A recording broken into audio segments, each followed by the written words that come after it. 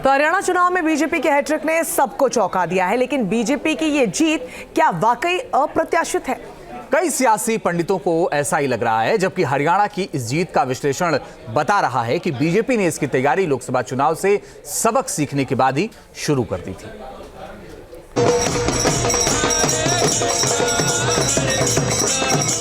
Factory खोली नहीं राहुल गांधी जी ने, अभी उसका ताला लगा हुआ है।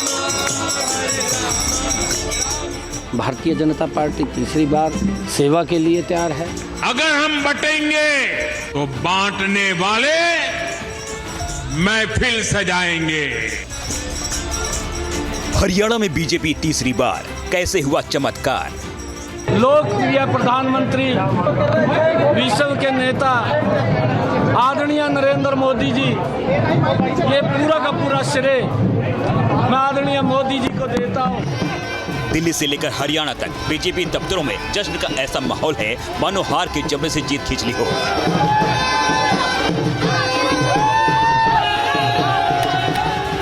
जाहिर है क्योंकि बीजेपी के सामने गंवाने के लिए पूरा राज्य था, लेकिन हुआ ठीक उलट। अकेले दम पर पार्टी बहुमत के आंकड़े को भी पार कर गई।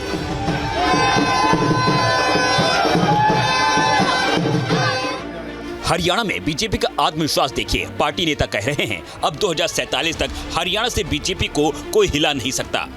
इस वर्ष का वनवास अभी कांग्रेस का हुआ है और 2047 तक भारतीय जनता पार्टी का शासन रहना है, और उसका प्रमाण इस 2024 के विधानसभा चुनाव में हरियाणा की जनता ने दिया है।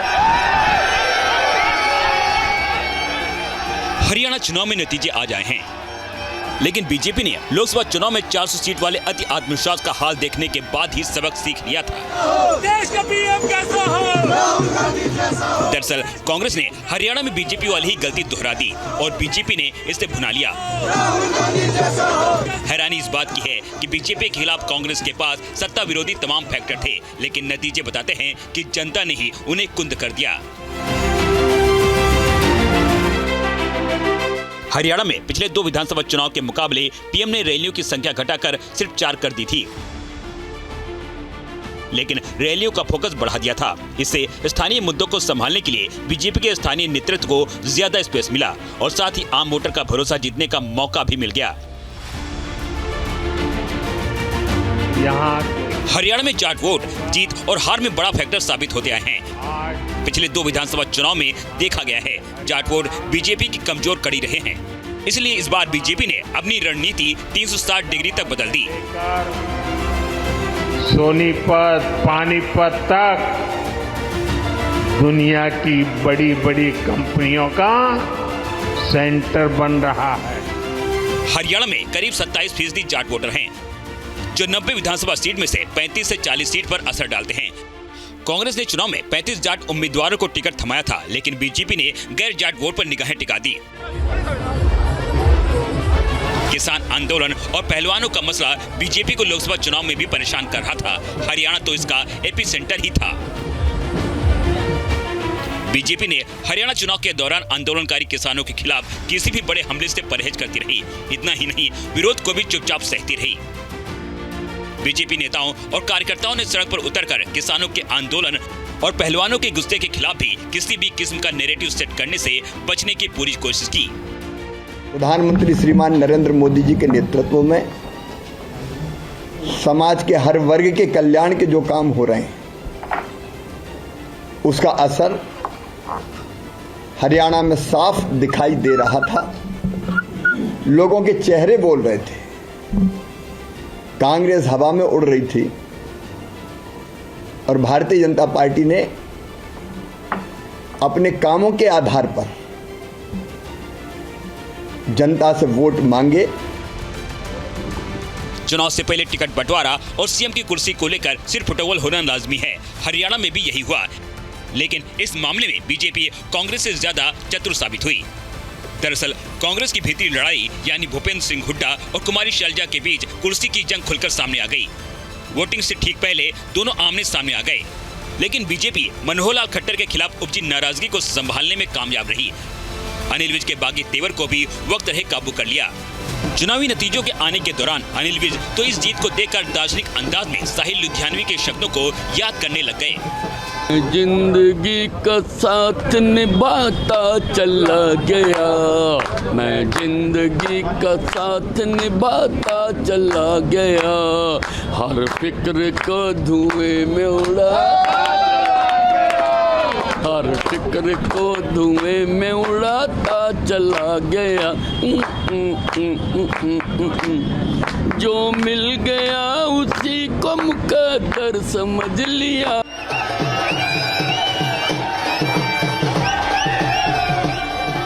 बीजेपी ने कांग्रेस के तरीके से उलट वोटर्स के अलग अलग तबकों के लिए हर एक बूथ की रणनीति तय की, खासकर ओबीसी और दलित वोटर के लिहाज से।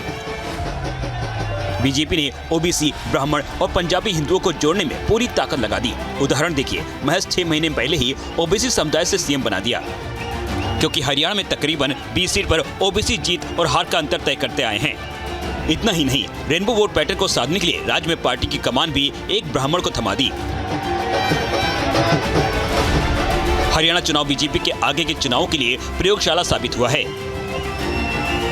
लोकसभा चुनावों के नतीजे आने के कुछ ही दिन के भीतर बीजेपी को समझ में आ गया कि मुद्दों का ट्रेंड बदल चुका है और जनता राज्य के चुनाव में स्थानीय मसलों को ज्यादा तवज्जो दे रही है। हरियाणा में बीजेपी का पंजा कांग्रेस के पंजे पर भारी पड़ा है। कांग्रेस न सिर्फ औंधे मुंह गिरी, बल्कि जीत की उम्मीदों वाली जलेबी भी उसके मुंह से फिसल गई। दूसरी ओर हरियाणा की जीत ने बीजेपी के लिए कम से कम महाराष्ट्र चुनाव के नजरिए से बूस्टर का काम जरूर किया है। Team news nation.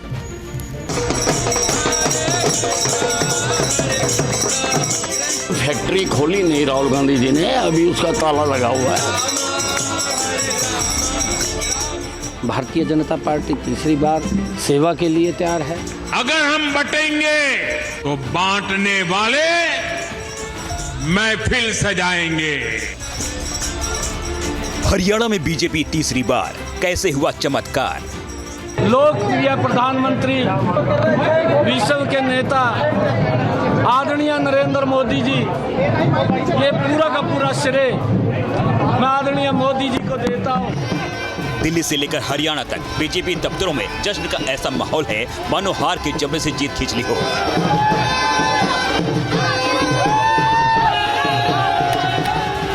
जाहिर है, क्योंकि बीजेपी के सामने गंवाने के लिए पूरा राज्य था, लेकिन हुआ ठीक उलट। अकेले दम पर पार्टी बहुमत के आंकड़े को भी पार कर गई।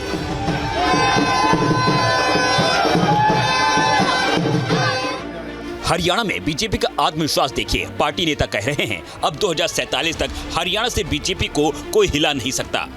इस वर्ष का वनवास अभी कांग्रेस का हुआ है और 2047 तक भारतीय जनता पार्टी का शासन रहना है और उसका प्रमाण इस 2024 के विधानसभा चुनाव में हरियाणा की जनता ने दिया है।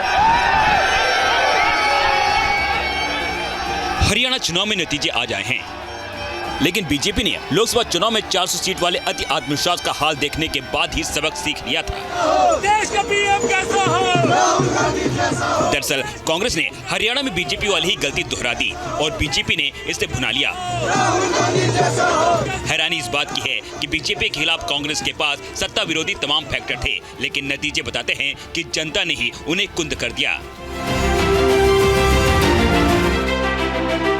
हरियाणा में पिछले 2 विधानसभा चुनाव के मुकाबले पीएम ने रैलियों की संख्या घटाकर सिर्फ 4 कर दी थी, लेकिन रैलियों का फोकस बढ़ा दिया था। इससे स्थानीय मुद्दों को संभालने के लिए बीजेपी के स्थानीय नेतृत्व को ज्यादा स्पेस मिला और साथ ही आम वोटर का भरोसा जीतने का मौका भी मिल गया।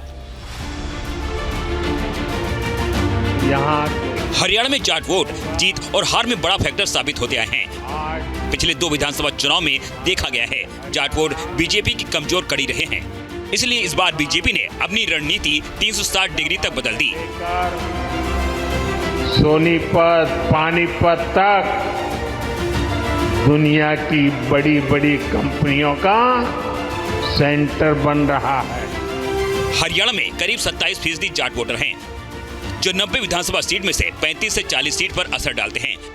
कांग्रेस ने चुनाव में 35 जाट उम्मीदवारों को टिकट थमाया था, लेकिन बीजेपी ने गैर जाट वोट पर निगाहें टिका दी। किसान आंदोलन और पहलवानों का मसला बीजेपी को लोकसभा चुनाव में भी परेशान कर रहा था। हरियाणा तो इसका एपी सेंटर ही था। बीजेपी ने हरियाणा चुनाव के दौरान आंदोलनकारी किसानों के खिलाफ किसी भी बड़े हमले से परहेज करती रही। इतना ही नहीं, विरोध को भी चुपचाप सहती रही।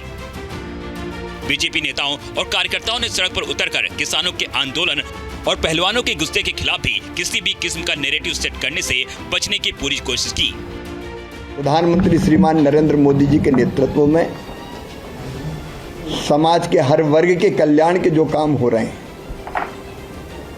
उसका असर हरियाणा में साफ दिखाई दे रहा था। लोगों के चेहरे बोल रहे थे, कांग्रेस हवा में उड़ रही थी और भारतीय जनता पार्टी ने अपने कामों के आधार पर जनता से वोट मांगे। चुनाव से पहले टिकट बंटवारा और सीएम की कुर्सी को लेकर सिर्फ फुटबॉल होना लाजमी है। हरियाणा में भी यही हुआ, लेकिन इस मामले में बीजेपी कांग्रेस से ज्यादा चतुर साबित हुई।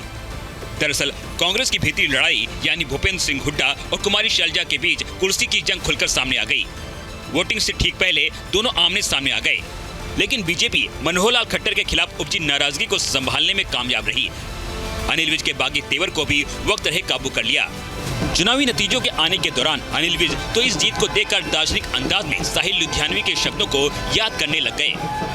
जिंदगी का साथ निभाता चला गया, मैं जिंदगी का साथ निभाता चला गया, हर फिक्र को धुएं में उड़ा,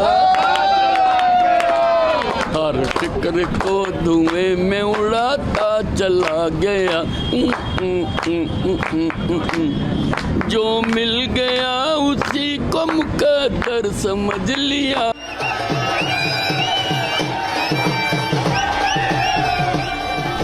बीजेपी ने कांग्रेस के तरीके से उलट वोटर्स के अलग अलग तबकों के लिए हर एक बूथ की रणनीति तय की, खासकर ओबीसी और दलित वोटर के लिहाज से।